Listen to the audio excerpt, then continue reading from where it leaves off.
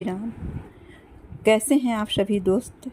मैं बिहार की बेटी झारखंड की बहू सीमा आप सबों का मम्मास ब्लॉग में बहुत बहुत स्वागत करती हूँ। दोस्तों, मैं आप सबों के लिए लेकर आई हूँ जुलाई महीने में पड़ने वाली योगिनी एकादशी के बारे में कि इसकी तिथि कितने तारीख को है। तो चलिए आज जानते हैं कि हमारे हिंदू धर्म में एकादशी तिथि का क्या महत्व है और भी सारी जानकारी आप लोगों के साथ शेयर करूंगी। सनातन धर्म में एकादशी तिथि को बेहद शुभ माना गया है। हर महीने में 2 बार एकादशी व्रत किया जाता है, ये तो सभी लोग जानते हैं। एक कृष्ण पक्ष और दूसरा शुक्ल पक्ष में। धार्मिक मान्यता है कि एकादशी तिथि पर जगत के पालनहार भगवान विष्णु और माँ लक्ष्मी की विशेष पूजा करने से जातक को शुभ फल की प्राप्ति होती है और सभी मुरादें पूरी होती हैं। जुलाई के महीने में योगिनी एकादशी और देवशयनी एकादशी पड़ेगी। ज्योतिष के अनुसार आषाढ़ मास के कृष्ण पक्ष की एकादशी तिथि जगत के नाथ भगवान विष्णु को समर्पित होता है। इस दिन योगिनी एकादशी मनाई जाती है। वर्ष 2024 में 2 जुलाई को योगिनी एकादशी है। योगिनी एकादशी पर लोग व्रत रखकर विधि विधान से लक्ष्मी नारायण जी की पूजा करते हैं। साथ ही शुभ कार्यों में सिद्धि प्राप्ति के लिए विशेष उपाय भी करते हैं। भगवान विष्णु की कृपा से साधक की सभी मनोकामनाएं पूर्ण होती हैं। योगिनी एकादशी पर 4 शुभ संयोग भी बन रहा है। धार्मिक मान्यता के अनुसार सच्चे मन से एकादशी व्रत करने से जीवन में कभी भी धन की कमी का सामना नहीं करना पड़ा जाता है। इसलिए कहा जाता है कि लोगों को ये व्रत जरूर करना चाहिए। योगिनी एकादशी किस दिन पड़ रहा है, इसकी तिथि क्या है, शुभ मुहूर्त क्या है, आइए बताती हूँ। 2024 में 2 जुलाई के दिन यह व्रत रखा जाएगा। मान्यता है कि योगिनी एकादशी के दिन विष्णु जी की पूजा अर्चना करने पर पापों से मुक्ति मिलती है। मान्यता है कि इस व्रत को करने से मृत्यु के भाग भगवान विष्णु के चरणों में स्थान प्राप्त होता है। इस दिन व्रत रखने से 88,000 ब्राह्मणों को भोजन कराने के बराबर का फल प्राप्त हो जाता है। योगिनी एकादशी का शुभ मुहूर्त पंचांग के अनुसार आषाढ़ माह के कृष्ण पक्ष की एकादशी तिथि की शुरुआत 1 जुलाई को सुबह 10:26 पर शुरू होगी। वहीं इसका समापन 2 जुलाई को सुबह 8:42 पर होगी। ऐसे में 2 जुलाई को एकादशी तिथि रखा जाएगा। योगिनी एकादशी तिथि का व्रत किया जाएगा। योगिनी एकादशी के दिन 4 शुभ योग भी बन रहे हैं। धृति योग। योगिनी एकादशी पर धृति योग का निर्माण हो रहा है। इस दिन धृति योग सुबह 11:17 पर तक है। इसके बाद शूल योग का निर्माण होगा। धृति योग में भगवान विष्णु की पूजा करना परम फलदायी होगा। दूसरा योग है त्रिपुष्कर योग। योगिनी एकादशी तिथि पर त्रिपुष्कर योग का निर्माण हो रहा है।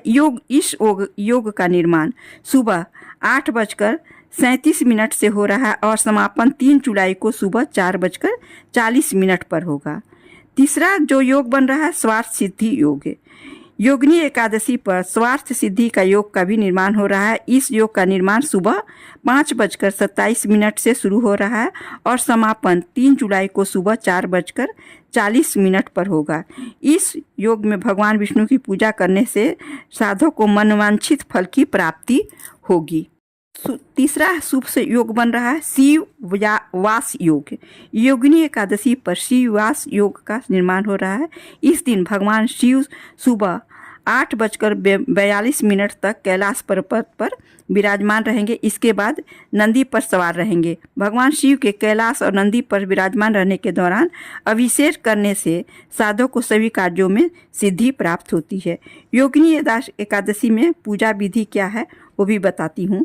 योगिनी एकादशी के दिन विष्णु जी की पूजा का विधान है। साथ ही पीपल की वृक्ष की भी पूजा करनी चाहिए।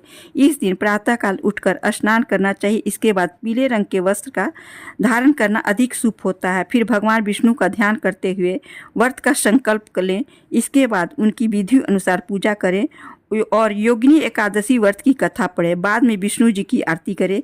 इस दिन आप जरूरतमंदों लोगों को भोजन और दान दक्षिणा भी दे सकते हैं। इससे विष्णु भगवान प्रसन्न होते हैं।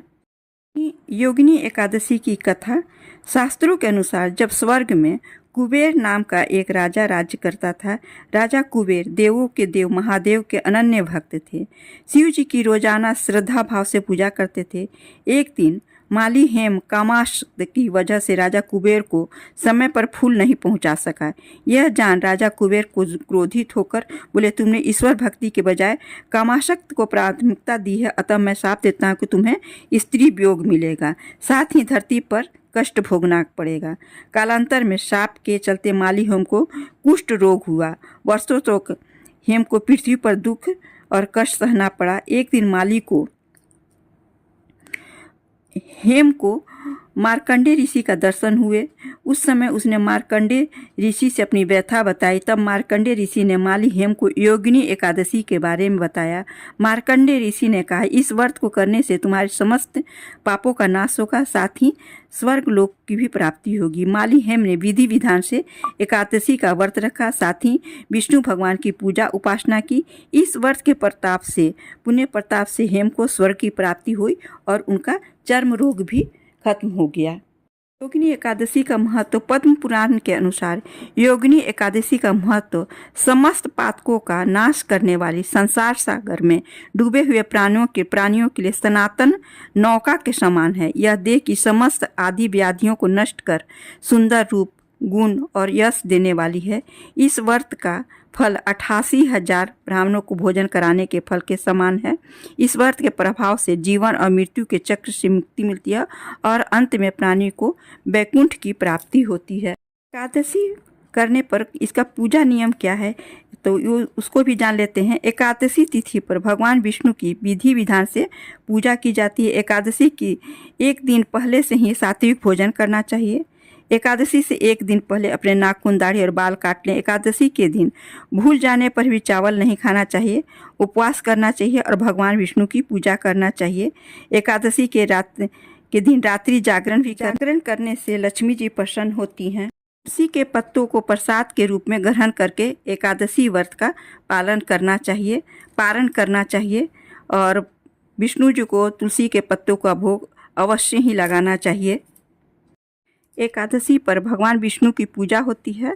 धार्मिक मान्यता है कि ऐसा करने से घर में सुख समृद्धि का आगमन होता है और जातक का जीवन सदैव खुशहाल रहता है। ऐसा माना जाता है कि एकादशी पर भगवान विष्णु की विधिपूर्वक पूजा अर्चना करने से इंसान को शुभ फल की प्राप्ति होती है, इसलिए एकादशी व्रत किया जाता है। इस तिथि पर श्री हरि और माँ लक्ष्मी की पूजा अर्चना करने का विधान है।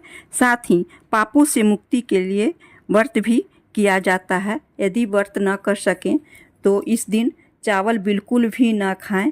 दोस्तों, यदि आप लोगों को मेरा ब्लॉग अच्छा लगा हो तो प्लीज़ लाइक, शेयर और सब्सक्राइब अवश्य कीजिएगा। मिलती हूँ फिर एक नई जानकारी के साथ। तब तक के लिए अपना ध्यान रखिए, अपनों का ध्यान रखिए। धन्यवाद।